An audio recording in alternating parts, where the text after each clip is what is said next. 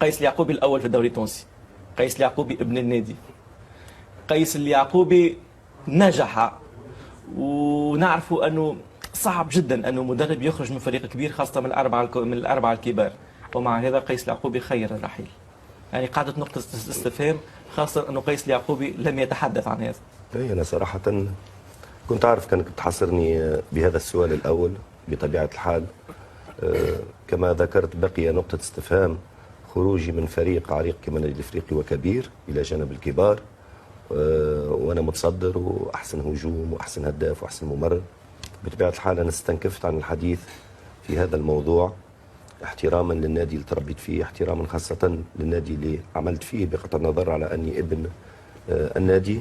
وقلت انه قادم الاسابيع بعد خروجي ستوضح اسباب هذا الخروج الذي رأى العديد من الناس مفاجئ، لأن ما تعودناش في تونس أنه مدرب يترك فريق وهو متصدر. عادة ما يقع إقالة المدربين لغياب النتائج أو ربما لتباين رؤى بين إدارة ومدرب.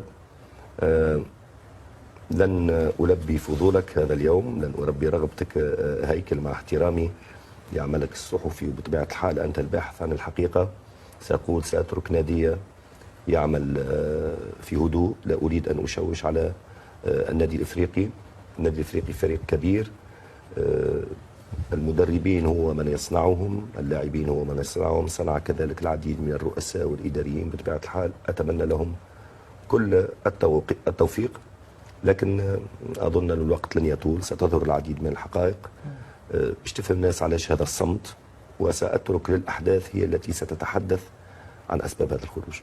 واضح، ولو أنه في قراءة بسيطة بين السطور تقريبا الإجابة قيس اليعقوبي كانت واضحة، والناس ممكن اللي أقرب للنادي الإفريقي تعرف جيدا ماذا يحدث داخل الحديقة بالنسبة للنادي الإفريقي. تقريبا في قراءة بسيطة بين السطور، وأنا أحترم كثيرا ما قاله قيس اليعقوبي، ولن ألح باعتبار أن قيس اليعقوبي لما تحدثنا معه على أساس أنه سيكون محلل معنا لمباراة الترجي الرياضي التونسي وملعب الجابسي، ولن يكن في الحسبان يعني مثل هذا النوع من الأسئلة صراحة. لهذا أحترم إجابة قيس اليعقوبي ولن ألح أكثر من هذا، ولو أنه تقريبا الإجابة كانت واضحة بالنسبة لكابتن قيس اليعقوبي. والناس اللي تفهم الناس اللي عندها 20% من الذكاء تقريبا بدات الامور تتضح بالنسبه للنادي الافريقي. ولما نشاهد ما يحدث في كره اليد وفي كره السله وفي بقيه الفروع، تقريبا الامور بدات تتضح نسبيا في النادي الافريقي.